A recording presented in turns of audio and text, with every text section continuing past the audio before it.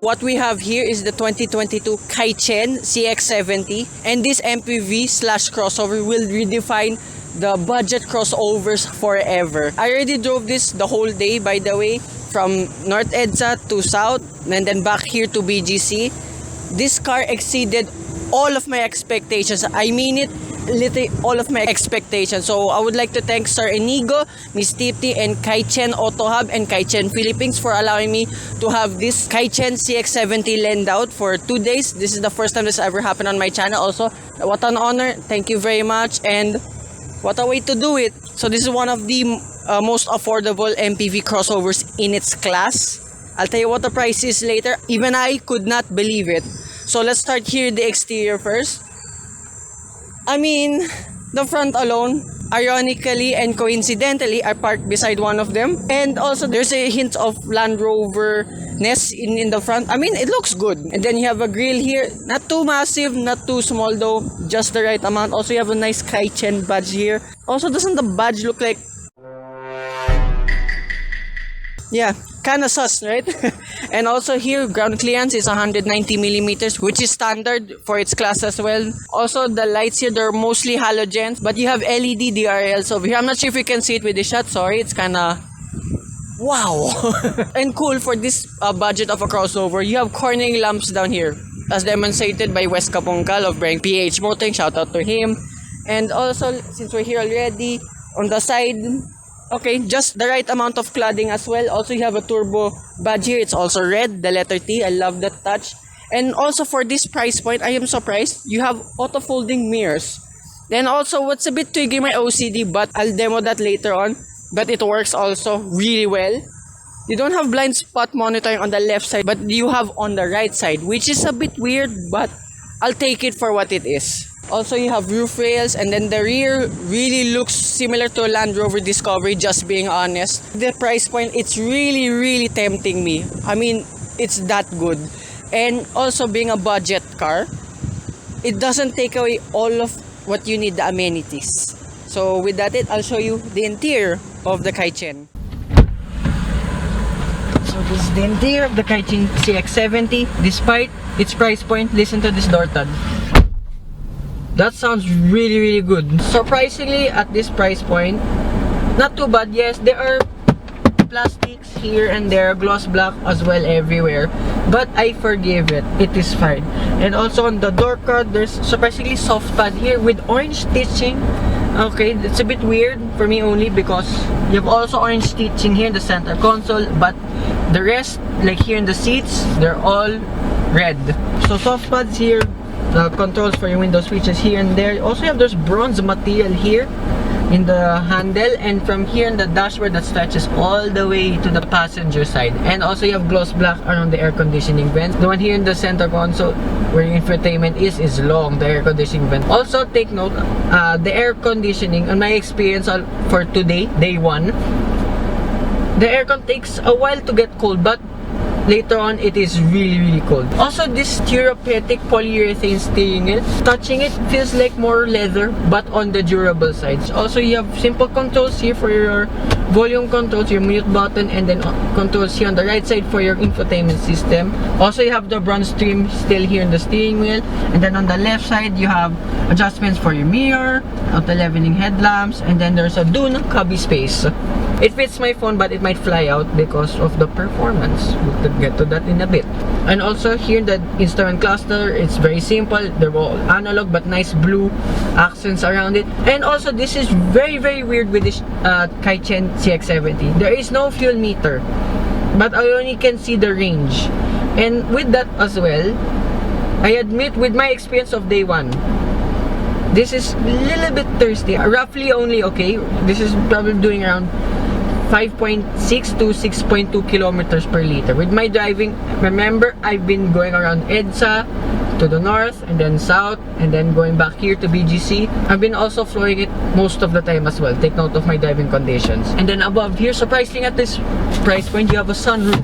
This is not bad at all. And the controls are up here with your lights. And then you have a sunglasses holder, visors. There's a take kit, no vanity mirror on this one. They don't extend, but that's thick.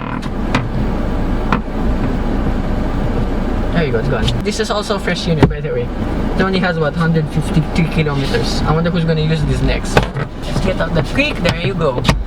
And on the right side of the visor, you have a vanity mirror. No lights though. I mean, there's lights here anyway in the middle, so that's fine. Also with the mirror, there's no stock in it. Usually I see those on premium cars, but surprisingly Kaicene has this design for the mirror. Then here, your infotainment system, it's 11 inches if you count the air conditioning controls and for your infotainment system. But the screen itself, it's only 8 inches. But surprisingly, it's crisp enough, but there's not much you can do with it. And on my experience alone, just being honest, the radio is a little bit glitchy only. There's some interference going on. I don't know where it's coming from. Maybe it's just this demo unit. But for the rest, reverse camera, okay, it's not the best, but at least there is. And also beside the engine start-stop button, your heating controls, you have a blind spot monitoring system on the right side.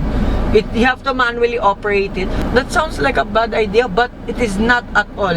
I've used it plenty of times today. It is a very, very handy feature. Center console, I thought this was a knee pad, but it's just a black plastic with a chrome trim. It also goes for the passenger side. Oh, also below the engine start-stop button, I thought there's supposed to be a cubby space here, but it's not. It's for your 12-volt socket and your USB port. And then, speaking of Changan, again, the gear lever says Changan on it. I'm very confused now. Anyway, but the gear lever looks nice. There's chrome on it, and then you have leather with orange stitching as well. You also have a manual mode, sport mode. I'll get to that later. And then you have two cup holders here with a rubber divider here. This actually helps. So my water jug just fits. And then you have a manual handbrake here, and then also in the center console box, I just realized now, I thought there are two. There's one big one and then one small one. My phone just fits in the deeper one. And then glove box, okay, pretty decent. So yeah, that's all about it. It's pretty simple here in the Kaicene CX70. Before I go to the second row, I'll show you the instrument cluster and the infotainment system.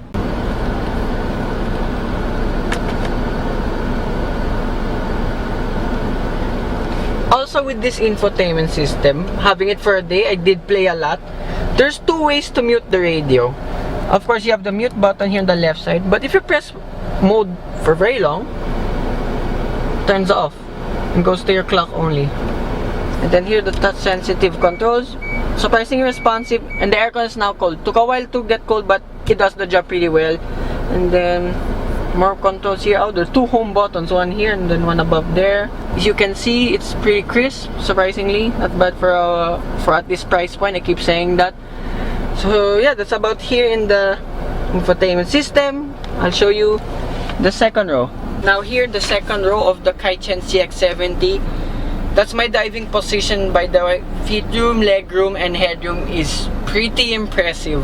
And also the door cards, same as front. You have the bronze trim here and there, but my water jug does not fit in the cubby spaces on either side. You have two map pockets here.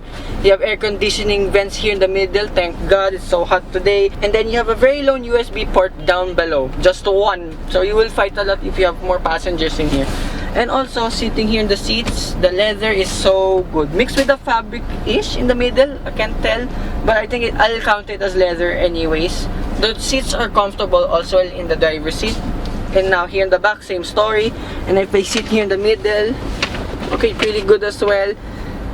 It's a bit weirdly positioned since this is a 60-40 layout. So I'm kind of seated like that. Just being honest. This central armrest is a little bit stiff to lean on, but gives you a straight back at least. And transmission tunnel, it is wide, but you can put your feet on top and relax. So even though I sit here in the middle, I still have enough space here in the middle. I am 5'4", by the way. So yeah, that's all the toys here in the second row. But thank God for the air conditioning vents. And before we move on to the boot, we're not done yet. I'll show you the third row. Now, sitting here in the third row, I'm just slouching, by the way. There's still enough space for me. I mean, look, my knee room, feet room, I still have space, headroom. Pretty impressive. I still have that much space here in the third row. So, small adults, where am I there? So, small adults and kids will definitely be fine here in the back. And this is the little bit of bummer only with the Kaicene CX70. There is no air conditioning vents here in the third row. Space here, very doable. And then you have seatbelt holders here and a cubby space there. My water jug does not fit as well. So that's about here in the third row of the Kaicene. I'll show you the boot space. So this is the boot of the Kaicene CX70. It's pretty heavy door, but this is with all the seats up. You have around 180 liters of space. As you can see, you can fit a lot of stuff here despite the third row being up. There's also a 12-volt socket here and an LED light here in the boot, as well another grocery hook on either side, as well as a seatbelt holder. And there's also, I forgot what you call this. At least there's a well, I'm mind blank, sorry, I don't forget what you call this. So pulling the third row down is pretty easy. This is just to pull this back up, by the way. It's actually here, and then push that.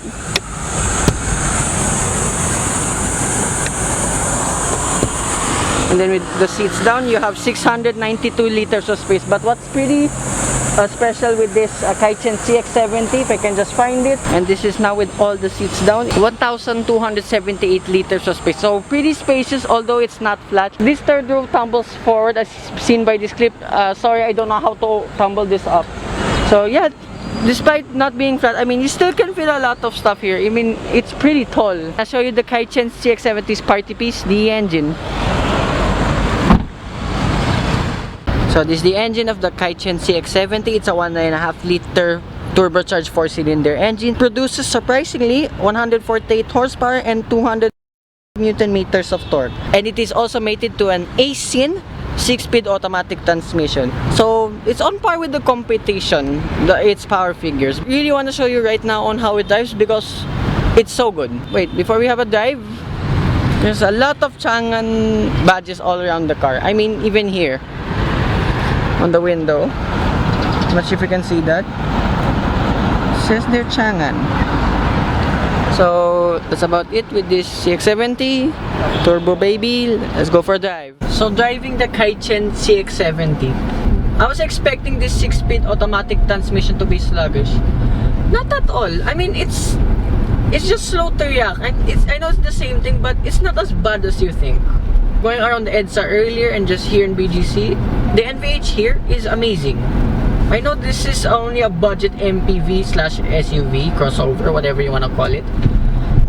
There, going over a bump, the insulation is awesome. And also, this is what I noticed. The brakes.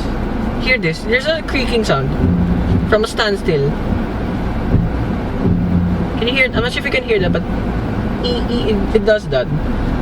But the brakes in general is really strong. And there's just also enough travel in it. It's still a progressive brake feel. And also, I forgot to mention, this is rear-wheel drive. So, this handles pretty amazing as well, I must say. Yes, there's body lean. What do you expect? It's a 7-seater crossover thingy. It's surprisingly composed. The body lean isn't too bad, on my experience. And this is what's cool with the Kaicene CX70. Yeah, it will be slow to react, but watch this. Floor it. Wow. I was very impressed with this performance. I mean, yes, it's a turbocharged SUV with 148 horsepower. It does not hold back whatsoever. And here, U-turn test. Okay, made it in one turn. Very easy. This is also what's cool with this Kaicene. It's very, very easy to drive. Yes, it's rear-wheel drive, but you have light steering, but there's surprisingly good amount of feel in it. It's not to the point that there's no feedback. It feels dead, numb. This one, there's just right amount of feel, so you know where the wheels are pointing at. I can't believe I'm saying this. For a budget SUV, this is pretty peppy to drive. I enjoyed driving this the whole day.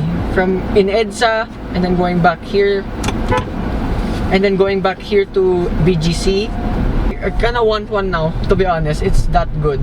Also, my experience in EDSA, the ride, you can feel the bumps here and there. It's a little bit bouncy, but it is very, very tolerable. It's not like a pickup truck kind of ride, but I would say it's still surprisingly comfortable. It soaks up road imperfections pretty well, I must say.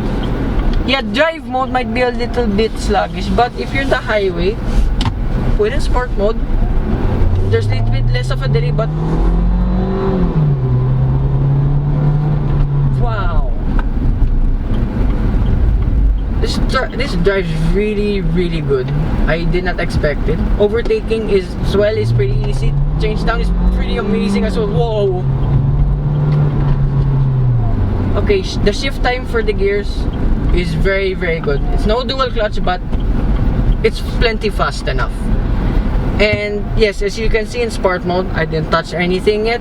Despite being in manual mode, it will automatically upshift. But as you heard, in sport mode, it tends to hang on the gears a little bit longer. Yes, this transmission is geared towards fuel efficiency, but in sport mode, it does the job pretty well. Overtaking is very, very easy in this Kaicene CX70. Yes, in drive mode, it will tend to be a bit slow to react. You have to plan your overtakes ahead of time. But as I said, leave it sport mode, manual mode, it does the job. And then here over the notorious humps here in BGC, and as well around in North EDSA, it's opened up pretty well. I expect the suspension to level down if there are more passengers inside. Also, there are not much SUVs that do this. Okay, I'll just stop for a while. Okay. Like usually automatic cars tend to lurch forward if you brake and just leave it in D. Right? Watch this. I will let go of the brake now. It is really, really eager to move forward. So watch out if you're in traffic. I nearly hit someone in EDSA, by the way, earlier. Sorry guys. Then take a corner really fast. Yeah, there's surprisingly not that much body lean. There, just drive out, floored it. It's a bit slow. And will kind of short shift as well. And this is what's cool with this Kaicene. I know I keep saying the price point. I'll get to that in a bit. This is what's cool. Despite being it a budget level SUV, MPV, crossover, whatever, it feels like nothing has been taken away from it. Like here in this rough patch, as you heard the door thud as well earlier. Holy, this NVH is amazing. It's no premium level, but it's very, very good for what it is. There's not much tire noise. I've been driving, as I said earlier as well, in EDSA almost the whole day. There's not much tire noise. There are very few cars that I know that do that. And surprisingly, this CX70 is one of them. And here, just traveling 40 kilometers per hour, light-footed for now. That's pretty stellar NVH. Visibility as well, pretty good. I mean, there's a small window in between the C and D pillar. Although the rear visibility, you have a small window, but there's the use of reverse camera, so pretty decent as well. This is what's crazy with this Kaicene CX70. I've asked a few of my family, relatives, and friends their price point for this Kaicene CX70. For their eyes only, 1.2 million pesos. I think even my mom said 1.7 million pesos. But this Kaicene CX70 cost only 879,000 pesos. How the frick? I am so stunned with this price point and what you have. You still have enough features. The build quality is pretty alright as well. NVH is the big surprise for me. But my biggest surprise, to be honest, is the performance. It's rear wheel drive. You get pushed back in your seat.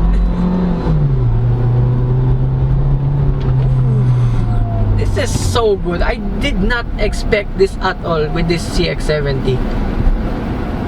This is one of those cars as well that exceeded all of my expectations. For a budget SUV, you expect like hit or miss stuff here and there. This one just hits the ballpark. I mean, it also has the features I need. The reverse camera, parking sensors, blind spot monitoring. It's manual, but it's still good to have. And the driving dynamics of this as well, pretty good. And also, you still have 7 seats. For at that price point, where else can you get this kind of SUV with this much features? I am speechless. It's just an SUV, but holy moly, this ticks all the boxes for me. And despite being a turbocharged engine, you don't hear much of the turbo. I mean, you can hear more of the engine. The engine note is pretty nice as well. It sounds a bit throaty. This is my only drawback with this Kaicene CX70. The fuel meter, I cannot see it. I did notice it is quite thirsty. The range I started on is 103 kilometers. I put 10 liters of fuel in it. At this point right now, I have 61 kilometers of range left. Traveled around 26 kilometers. And I just realized, for 879,000 pesos, ito half of a Geely Okavango, but this Kaicene CX70 for me redefines what a budget car is supposed to be.